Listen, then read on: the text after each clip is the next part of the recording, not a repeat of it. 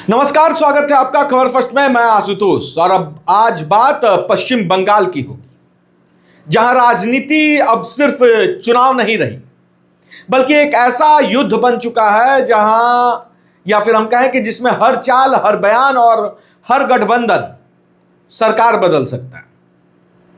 और दोस्तों, कल रात एक ऐसा डेवलपमेंट हुआ है जिसने पूरे बंगाल का चुनावी गणित हिला दिया है।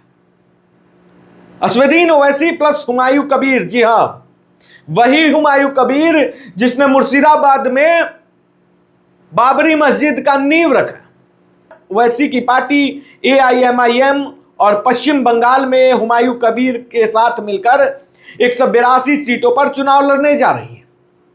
182 सीट का मतलब जान जाइए, 182 सीट का मतलब आधा बंगाल। अब सवाल है, क्या यह सिर्फ सिंबॉलिक एंट्री है या सीरियस चैलेंज है? देखिए, अगर आप ग्राउंड समझते हैं, अगर आप पश्चिम बंगाल की जमीनी हकीकत को समझते हैं, तो आपको पता होगा कि मुर्शिदाबाद, मालदा और उत्तर बंगाल का जो बेल्ट है, यहां मुस्लिम वोट डिसाइसिव फैक्टर है। यहां के मुस्लिम वोट डिसाइड करते हैं कि कौन जीतेगा, कौन हारेगा।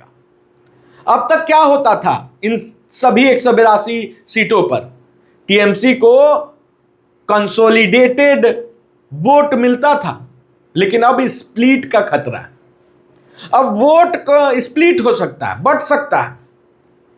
दूसरा जो खतरा है, कंफ्यूजन का। अब देखिए, हुमायूं कबीर और AIMIM के असदुद्दीन जी जो है, ये मुस्लिम कम्युनिटी का बड़ा चेहरा है। और बिहार में आपने देखा कि क्या हुआ, जब मुस्लिम कम्युनिटी को मुस्लिम पार्टी जब मिल जाती है तो वो गठबंधन की ओर ध्यान नहीं देते, वो अपनी पार्टी को जिताना चाहते हैं। ऐसे में वोटर कंफ्यूज हो सकता है। टैक्टिकल वोटिंग का भी खेल आपको इस बार बंगाल की राजनीति में देखने को मिलेगा। जब वोट बंटता है, कहा जाता है कि जब भी वोट बंटता है तो सीधा हाथ से सीट निकल जाती है। और यही बात TMC को अब डर भी लग रहा है। इस बात का डर TMC को अब लगने लगा है। अब सवाल उठता है कि क्या BJP को फायदा होगा या नुकसान? सबसे बड़ा सवाल है, क्या इससे BJP को फायदा होगा? सीधा जवाब है, जरूरी नहीं है कि BJP को फायदा होगा, क्योंकि राजनीति गणित नहीं है मेरे दोस्तों। यहां 2+2 हमेशा 4 नहीं होता। अगर वोट स्प्लिट हुआ तो BJP को फायदा होगा, लेकिन अगर पोलराइजेशन हुआ तो TMC कंसोलिडेट कर सकती है। और बंगाल पोलराइजेशन की राजनीति का सबसे बड़ा एग्जाम्पल रहा है। विगत कुछ चुनावों को अगर हम देखें तो ये खेल सीधा नहीं है, ये बहुत कॉम्प्लेक्स है। लेकिन इस कॉम्प्लेक्स खेल के बीच में द प्रिंट का एक सर्वे आता है। द प्रिंट के रिपोर्ट का धमाका देखने को मिलता है। अब आते हैं उस रिपोर्ट पर सीधे, जिसने अंग्रेजी मीडिया में हड़कंप मचा दिया है। द प्रिंट की रिपोर्ट क्लेम करती है कि BJP has an edge over Mamata Banerjee. वो साफ तौर पर लिखते हैं, बीजेपी द प्रिंट क्लेम करती है कि BJP has an edge over Mamata Banerjee, और उसका 7 रीजंस भी बताए हैं उन्होंने। मैं आपको सिंप्लीफाई करके बताता हूं कि द प्रिंट ने वो जो 7 रीजन दिया था वो कौन कौन सा था। सबसे पहला कि द प्रिंट ने बताया है कि रॉन्ग बैटल, ममता बनर्जी जो है वो लड़ाई गलत लड़ रही है। Mamata Banerjee election commission, court, एजेंसियों से लड़ रही है, लेकिन जनता का मुद्दा क्या है इस पे बात नहीं कर रही है। बंगाल की जनता का मुद्दा है लॉ एंड ऑर्डर। जिस तरह से बंगाल में लॉ एंड ऑर्डर की धज्जियां उड़ाई जा रही है वो सभी देख रहे हैं। करप्शन बहुत बड़ा मुद्दा है, लोकल प्रॉब्लम्स हैं वहां पे।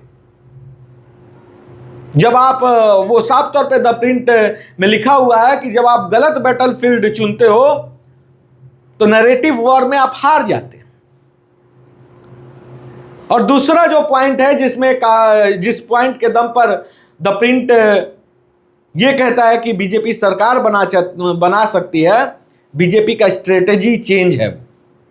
बीजेपी ने 2021 का अगर हम देखेंगे, जिस मुद्दे पर वो चुनाव लड़ रही थी, इस बार स्ट्रेटेजी चेंज कर दी है।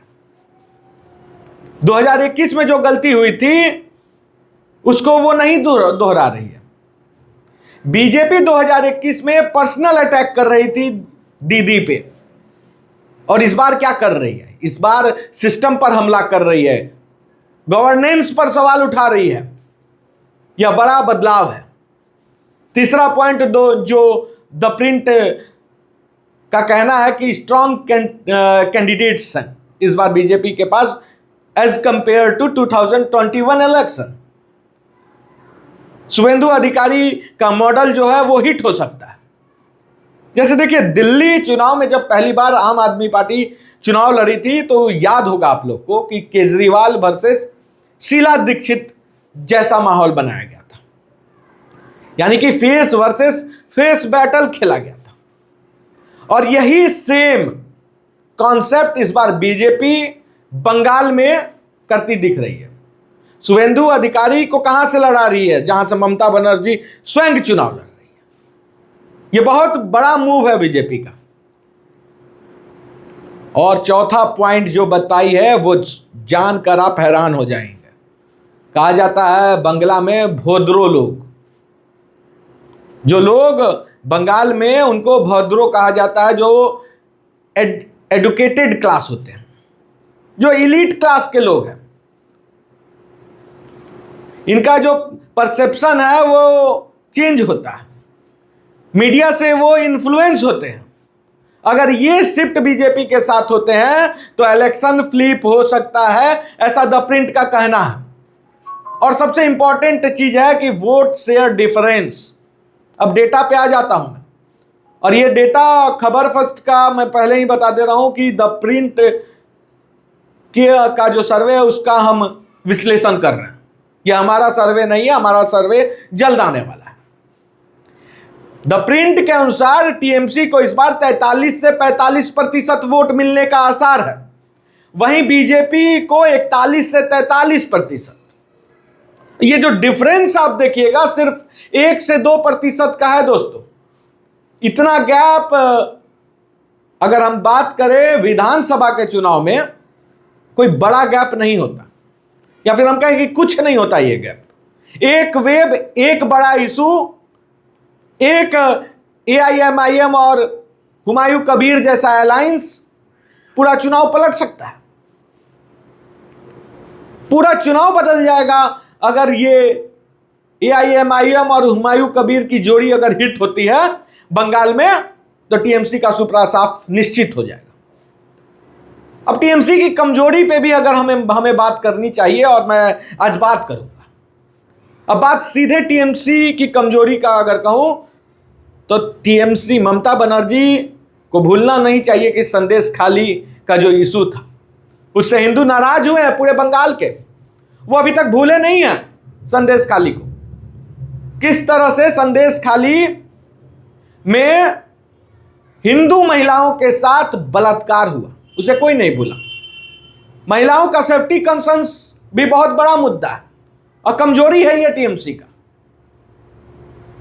और कुछ टीएमसी नेताओं का जो कंट्रोवर्शियल स्टेटमेंट्स है वो भी टीएमसी की राजनीति को इस बार प्रभावित करेगी।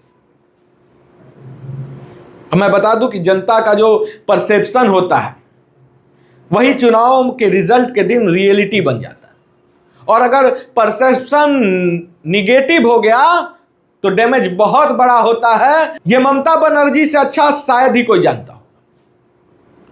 अब जरूरी है जानना कि बीजेपी के लिए क्या जरूरी है। अब अगर बीजेपी जीतना चाहती है तो सिर्फ भाषण से काम नहीं चलने वाला है, ये मैं बता दूं। ग्राउंड वर्क करना होगा, कैडर को मोबिलाइजेशन करना होगा, जो बहुत मुश्किल है मौजूदा हालात को अगर हम देखें तो। वोटर टर्नआउट बढ़ाना होगा, फेयर फैक्टर खत्म करना होगा। ये 4 पॉइंट है, फेयर फैक्टर को खत्म करना बहुत जरूरी है, क्योंकि बंगाल में डर भी एक बहुत बड़ा फैक्टर है। मैं बता दूं, अगर वोटर घर से ही नहीं निकले तो इलेक्शन खत्म हो जाएगा, बीजेपी वहीं हार जाएगी। क्योंकि बंगाल में जो वोटर्स हैं वो डरे हुए हैं हिंदू कम्युनिटी के। उनको डर लगता है कि अगर वोट देने जाएंगे और हाथ में इत्र का गंध नहीं आया तो पीट दिए जाएंगे। ये डर है,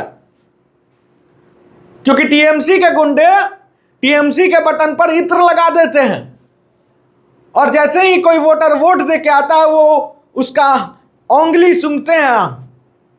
अगर इत्र का गंध नहीं आया तो धो डाले जाते हैं, उनको पीटा जाता है। तो ये जो डर है ये बहुत बड़ा डर है, और इससे बीजेपी कैसे निकलेगी ये बहुत बड़ा मतलब देखने वाली बात होगी। तो दोस्तों, अब पूरा चुनाव 3 चीजों पर टिका हुआ है। पहला ओवैसी फैक्टर, दूसरा वोट स्प्लिट वर्सेस कंसोलिडेशन, और लास्ट जो है वीक नैरेटिव।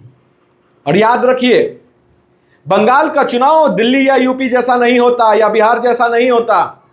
यहां जो है आखिरी हफ्ते में पूरा खेल बदल जाता है। आज जो जीतता दिख रहा है, आज जो टीएमसी लग रही है कि ममता बनर्जी फिर से सरकार बना लेगी, वो हार भी सकती है। और जो हारता दिख रहा है वो सरकार भी बना सकता है।